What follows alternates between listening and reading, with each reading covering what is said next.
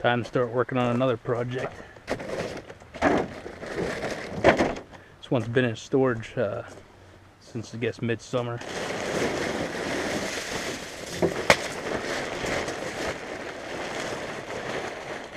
Polaris Longtrack, 1988. You know, it might need a little bit of work. Quick tune-up. Well, maybe an advanced tune-up. Because doing this is easier than actually dragging it.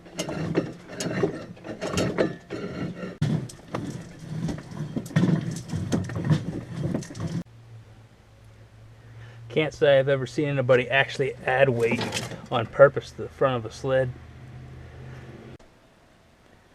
This thing was set up for some pretty serious hauling. It was used as a groomer. I wonder if this gooseneck fifth wheel was an option from Polaris. Frickin' pine needles. They're the bane of my existence. Alright, well, time to start this rebuild.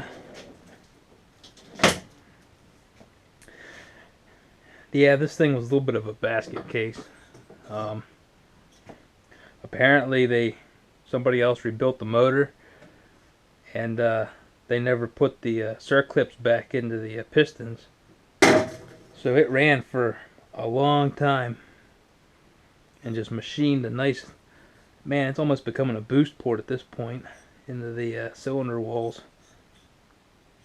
I don't think I've ever seen one, you know, cut that deep into it.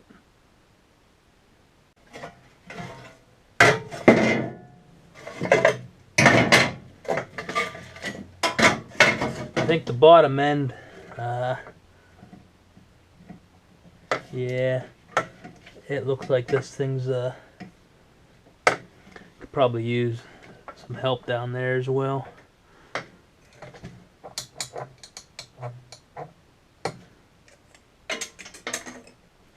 Happen to have an entire other motor though, picked up for 40 bucks.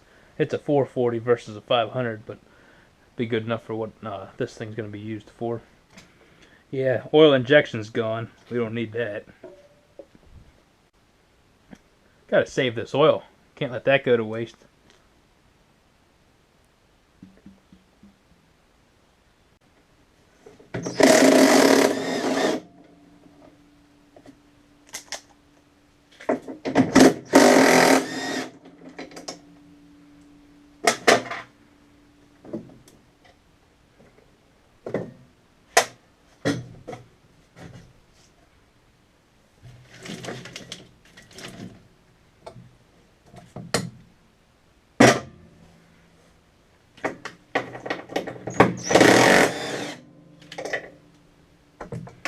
Love this impact driver. Well, out with the old. Well, in with the older, I guess.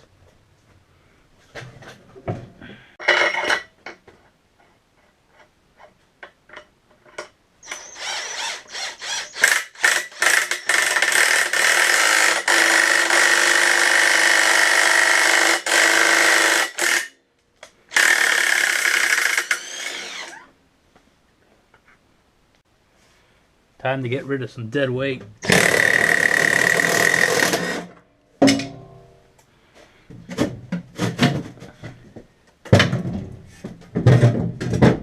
wish it was this easy to get 10 pounds out of all my sleds.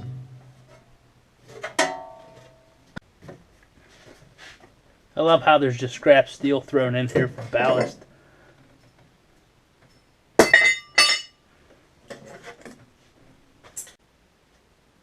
Alright, we got the new motor. Cleaned the mouse nest out of it. Checked, we got spark. Converted the wiring harness over. Should be ready to throw it in there. Do a quick carb job. Changing out the gear oil in the chain case. Mainly because none of these parts look cheap. So there's about 40 pounds worth of metal I took out of this thing. That ought to lighten it up a bit. So I guess part of the reason they had all this weight up front is when they were pulling the groomer, couldn't keep the skis on the ground. Probably because this thing was up so high, it was pulling the whole sled back. The other thing I found, they had this bar wedged into the rear suspension. So basically, it locked it in its uppermost travel, so you had zero suspension travel. This wouldn't have been very comfortable out for trail riding. Something tells me they might have hit a couple of trees with this.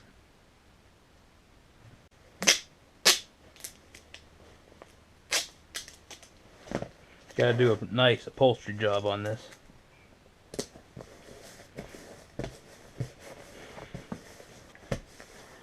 Because remember, nothing says hack job like wrinkles in the duct tape.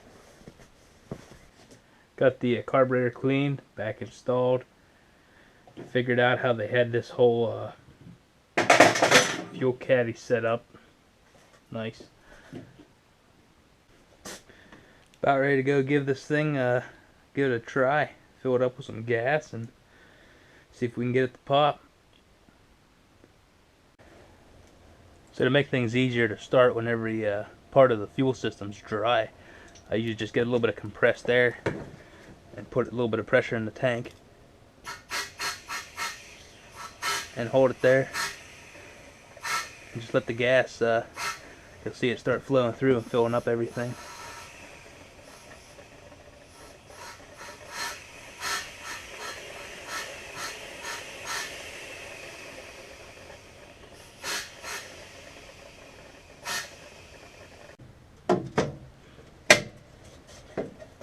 Put the belt guard on for safety, and because if I don't put it on now, I'm just going to lose it.